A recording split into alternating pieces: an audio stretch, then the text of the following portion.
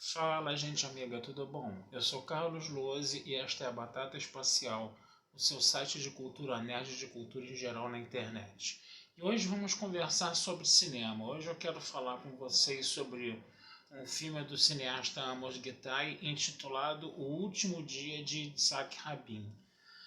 Gente, a gente sabe que pelo que está sendo passado no noticiário aí, né? A situação no Oriente Médio agora está muito complicada, está extremamente calamitosa, né? E a gente está chegando aí, se eu não me engano, aos 28 anos, né, do assassinato de Isaac Rabin, que foi no dia 4 ou 5 de novembro de 1995, se eu não me engano, tá? E esse documentário está estreando no fim de semana, né, desses. Vamos botar aí 28 anos, né, do assassinato do Yitzhak Rabin, né, que ele era o primeiro-ministro de Israel, ele era do governo do Partido Trabalhista lá de Israel, né, um partido mais progressista que tinha, né, começado a fazer os acordos de paz com Arafat, né, ali meio que mediados pelo Bill Clinton, né, e a gente naquela época via finalmente uma perspectiva, né, de melhora desse processo tão conflituoso que acontece ali no Oriente Médio com relação a Israel, a Cisjordânia e a faixa de Gaza, né? Quer dizer, aquela questão palestina, né? Que nossa senhora, é um negócio que eu fico tão revoltado quando eu falo que a gente tem que ficar muito quieto, a gente tem que tomar muito cuidado para não falar uma besteira aqui, tá? Porque realmente é uma situação muito revoltante, é uma situação muito humilhante, entendeu? A gente agora está tendo um genocídio lá, né, no Oriente Médio, tá certo?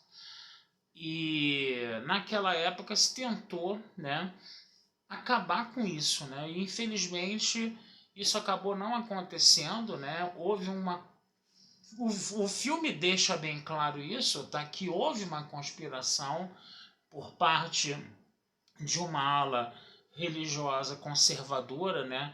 Lá dos judeus, né? Que acabou culminando nesse assassinato, né? Quer dizer, o Yitzhak Rabin estava tentando fazer um processo de paz junto com Arafat e o Bill Clinton, né? Isso implicava, né, em devolver terras para os palestinos, né, que os judeus tomaram para formar o Estado de Israel, né? Ou então de você evitar os assentamentos judeus, né, nas áreas ocupadas pelos palestinos, né? E essa ala mais radical, esse grupo mais religioso mais radical, né, simplesmente não aceitava isso, associava a figura de Yitzhak Rabin a um traidor, a um nazista, e que pelos livros sagrados dele lá ele merecia a morte. Então, quer dizer, era um negócio assim, sabe? A gente percebia que existia um discurso de ódio muitíssimo forte, né? Por parte desse grupo aí, né, no caso, né? E você também via a extrema-direita israelense, né, o partido Likud lá, o Benjamin Netanyahu, que hoje é o primeiro-ministro, né, concorrendo às eleições e vamos dizer assim, os congressos do Likud, né, com o público, eram uma demonstração de ódio explícito, com faixas de morte aos árabes morte ao Isaac Rabin o negócio era daí para baixo, tá? Então o filme ele deixa isso bem claro, né? Mas o filme o que vai acontecer? Ele vai mostrar, por exemplo, né? Ele começa com uma entrevista com Shimon Peres, né? Que era o ministro das Relações Exteriores, né, de Israel na época lá do Yitzhak Rabin, né? E ele falando, né, que Yitzhak Rabin estava sendo muito hostilizado por causa dos acordos de Oslo, né, que tentavam botar uma paz na região e implicavam também devoluções, né, de terras para os palestinos, né? E aí o Yitzhak Rabin, né, estava chegando perto da eleição, no caso, né, você teria eleição dali há mais ou menos um ano ou dois, se eu não me engano. E aí ele vai fazer tipo um comício, tá? Pela paz, né? E aí várias pessoas que estavam apoiando o processo de paz foram lá, entendeu? Escutaram o discurso dele. Só que depois que o discurso acabou, quando ele estava entrando no carro dele, ele foi assassinado com 3 tiros. Né? E aí o filme ele começa a, vamos dizer assim, a fazer uma dramatização de tudo que aconteceu, né? A investigação, né? O próprio assassino, né? A vida do próprio assassino, aquela coisa toda, né? E é muito interessante perceber que o início do filme ele vai bater nessa tecla de que houve uma falha assim contundente da segurança do Yitzhak Rabin, né? Como se a coisa fosse premeditada mesmo, né? Que houve realmente uma falha na segurança, tá? Falhas assim absurdas, né, no caso, a ponto de você ter um cara que filmou a morte dele, né? Que teria sido proibido, né, pelos policiais pelos policiais israelenses de filmar, mas aí ele disse que ia filmar, que não sei o que, coisa e tal. E ele ainda conseguiu se colocar num ângulo, entendeu? Muito favorável para poder fazer a filmagem, um ângulo perfeito para um franco atirador, por exemplo, tá? E falhas e falhas e falhas na segurança, falhas no transporte do Yitzhak Rabin para o hospital, por exemplo. O local do atentado ficava a 500 metros do hospital. Ele tinha um carro, entendeu, que poderia levar ele em pouquíssimos minutos lá. E o cara chegou ao hospital em 8 minutos. E quando chegou ao hospital, ninguém no hospital estava sabendo que o primeiro-ministro de Israel tinha sofrido um atentado e estava ferido ali à beira da morte, praticamente. E que ele já teria que ter alguém na porta do hospital já esperando com maca para já colocar na emergência. E tudo isso foi meio que o motorista ainda teve que descer do carro, ainda teve que entrar no hospital, pedir uma maca, entendeu? A maca ainda teve que vir. Foi tudo assim meio que na orelhada, entendeu? Quer dizer, e você tinha ali policiais fazendo a segurança, você tinha gente do serviço, do Mossad ali, do Serviço Secreto Israelense fazendo a segurança, né? Coisa e tal. E o clima era muito estranho. O atentado aconteceu num local muito escuro, o primeiro-ministro foi transferido para lá. Ele tinha que passar por um local que tinha uma presença muito grande de público, onde a segurança era muito frágil, entendeu? Então, quer dizer, foram várias falhas de segurança ali que tornam a coisa meio suspeita, né? E aí depois o que acontece? Vai se investigar alguns religiosos extremistas, entendeu? Que estavam fazendo discurso de ódio, coisa e tal, pregando a morte de Isaac Rabin, né? E nenhum deles sequer sofreu um inquérito, sequer sofreu um processo, mesmo tendo falado uma série de barbaridades. E na hora que isso era investigado, essas coisas não eram investigadas pela comissão, entendeu? Que estava procurando somente falhas na segurança. Né? Ele falava que tudo isso era o quê? Discussão política. E discussão política não se faz. Estamos fazendo discussão na falha de segurança.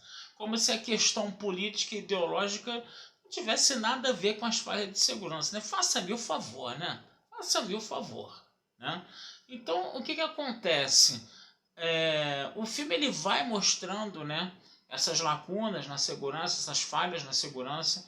O filme fala também dos assentamentos judeus em território palestino que estavam violando leis internacionais e acordos internacionais. E aí o pessoal meio que passa um pano dizendo que Israel não estava. O pessoal que estava investigando a morte do Rabin passa um pano dizendo que Israel, no final das contas, não estava violando nada, coisa e tal, que dava uma nova interpretação para aquelas leis ali, para aqueles acordos, coisa e tal. Quer dizer, gente, fica um clima muito estranho no ar, entendeu? De que esse assassinato, entendeu? Ele foi investigado assim com uma tremenda de uma má vontade, entendeu? Várias questões foram jogadas para debaixo do tapete, né? E principalmente, né, a falha que existia na segurança, né, do Yitzhak Rabin, que acabou culminando no atentado que levou à morte dele, né?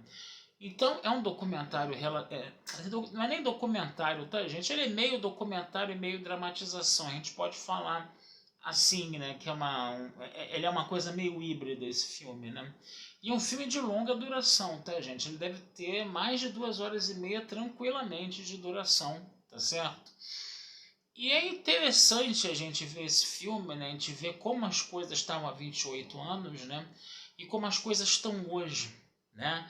Como, por exemplo, o Isaac Rabin, ele, por exemplo, ele falava que não poderia retirar o Estado de Israel totalmente de Gaza, porque Israel era responsável pela luz, pela água, pelo pagamento de mais de 20 mil funcionários públicos palestinos, entendeu? E que o Estado de Israel não poderia simplesmente se retirar de Gaza sem colocar algo no lugar que mantivesse isso, mantivesse água, eletricidade, mantivesse pagamento de salário dos funcionários públicos, esse negócio todo. E hoje o que a gente está vendo nessa guerra insana aí? Qual é a primeira coisa que o Netanyahu faz na faixa de Gaza? Cortar a luz e cortar a água para que as pessoas fiquem sem energia, sem comida, sem água, que os hospitais não funcionem, entendeu? Está havendo situações que as pessoas estão dizendo que são muito criminosas, está havendo um genocídio, está havendo um massacre. Os palestinos estão falando que dos ataques que Israel fazia antes, os ataques nunca tinham sido tão violentos. Hospitais estão sendo bombardeados, ambulâncias estão sendo bombardeadas. E os israelenses ainda dizem que são mísseis palestinos que falharam. 175 mísseis do Hamas que falharam e caíram em cima da população e mataram a população. Acredita quem quer. Eu não acredito num negócio desses. Entendeu? E a mídia também, mundial também, né, que totalmente do lado, totalmente pró-Israel. Totalmente pró-Israel. Israel tem o direito de se defender contra os terroristas do Hamas. Como se o Estado de Israel não fosse um Estado terrorista também. Entendeu? Então, quer dizer, é uma situação muito complicada, é uma situação muito complexa, né? Não vamos colocar todos os judeus nesse saco de gato da extrema-direita. A gente sabe que o Netanyahu sofreu severas críticas, né? Até um processo de impeachment, né? Estava acontecendo por cima dele. A gente sabe que ele estava tentando enfraquecer o poder judiciário, que nem certas pessoas por aí que também estavam fazendo isso para tornar essa única democracia do Oriente Médio um Estado totalitário. Entendeu? Que de democracia eu não vejo muito nisso não, tá? Porque se os palestinos não têm direito de voto, isso é democracia onde? Né? Então é em Israel, né? Então quer dizer, é um negócio meio complicado também. Então quer dizer, você tem, por exemplo, eu estava comentando com vocês aqui que o Netanyahu, perdão, Yitzhak Rabin foi assassinado, entendeu? E que existia grupos, né, de judeus mais ortodoxos e conservadores que eram, entendeu, contra Yitzhak Rabin, como se todo judeu ortodoxo fosse, vamos dizer assim, radicalmente contra os palestinos ou de extrema direita. Mas isso também não acontece. Tem judeu ortodoxo que é anti-sionista. O sionismo é quando você quer estabelecer, né, um Estado judaico, você estabelecer leis judaicas, coisa e tal, aquele negócio todo. Tem judeu que é sionista, tem judeu que não é sionista, inclusive que é anti-sionista, que é contra a implementação desse Estado, a implementação dessas leis, entendeu? Esse negócio todo, né? E você teve recentemente manifestações de judeus ortodoxos contra o ataque à Palestina, que eram anti-sionistas, né? Tomando porrada da polícia de Israel, entendeu? E os caras lá com bandeira da Palestina na mão. Então, quer dizer, aquele lugar é um lugar, tem uma situação extremamente complexa. É complexo demais aquela situação lá daquele lugar, entendeu? E as pessoas ficam sempre querendo botar a coisa em termos de bem e de mal, de botar uma coisa altamente maniqueísta ali, né? Um ponto de vista altamente maniqueísta, sobretudo a mídia internacional, né? Que é pró-imperialista, que é de países imperialistas que arrumaram essa confusão em 1948. O que a gente está vendo hoje são sequelas do processo imperialista que a gente viu surgir lá na segunda metade do século XIX, que foi século XX adentro, e a gente está vendo as consequências disso agora acontecendo, entendeu? Então, nossa senhora, cara, a gente fica assim, sabe, estarrecido com o que está acontecendo ali. E brincadeira não, eu tô com uma visão tão pessimista, eu tô tão desolado, tão amargurado com essa situação, que a impressão que dá é que os palestinos vão ser extintos, entendeu? Que nem os índios aqui da América, que nem os portugueses e os espanhóis que vieram aqui e dizimaram os indígenas aqui da América, os povos originários aqui da América, entendeu? A impressão que dá é que a mesma coisa vai acontecer com os palestinos, entendeu? E ninguém vai mover uma palha para mudar essa situação, sabe? A gente só de pensar que quando Colombo chegou aqui no continente americano todo, América do Norte, Sul e Central, você tinha 50 milhões de pessoas, mais ou menos, em 1492. E essas 50 milhões de pessoas praticamente desapareceram, foram varridas do mapa, num genocídio pior, muitíssimo pior do que o Holocausto que os nazistas fizeram contra os próprios judeus na Segunda Guerra Mundial. Entendeu? Agora você vê os judeus fazendo a mesma coisa sob uma bandeira de extrema direita. E quando você faz um processo de paz, o que essa extrema direita alega? Alega que quem está querendo fazer o processo de paz é nazista, que está querendo acabar com os judeus e ele merece ser morto, merece ser destruído.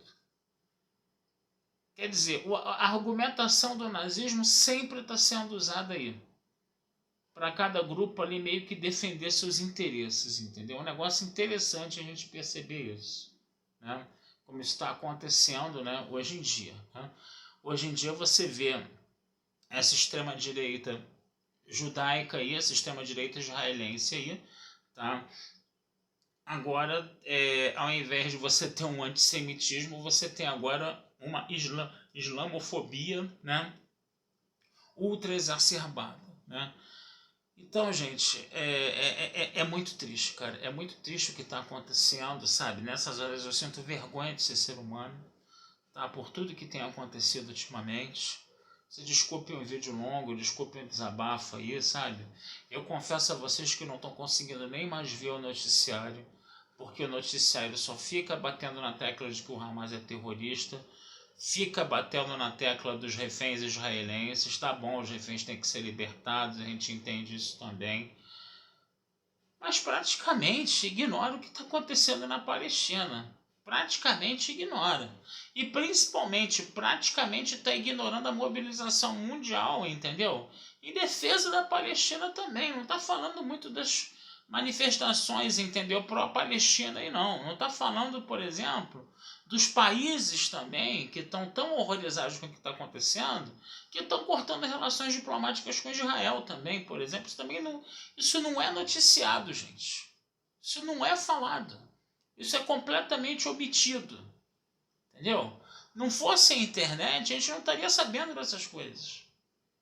Hoje, pelo menos, a internet pelo menos tem essa questão. Beleza, tem as fake news, a gente tem que tomar cuidado, coisa e tal, mas esses grandes grupos de mídia de comunicação, entendeu, do Ocidente, eles não detêm mais o monopólio da informação, não. Pelo menos a internet, né? Quando você sabe usar a internet direito, entendeu? Você consegue se informar, ter uma informação que vem além, né, desses grupos aí que estão completamente tendenciosos. A informação está completamente tendenciosa. É um negócio assim, sabe, que chega a ser vergonhoso, tá? Mas, gente, eu já falei demais, vou ficar por aqui, tá? Desejo vida longa e próspera a todos, né? Sinal judaico, né? Pois é, né? Vida longa e próspera a todos, né? Não deixem de visitar meu site batataespacialtudojunto.com.br. Futuramente a gente conversa sobre mais filmes aí com vocês, tá bom? Abração, fui e até a próxima.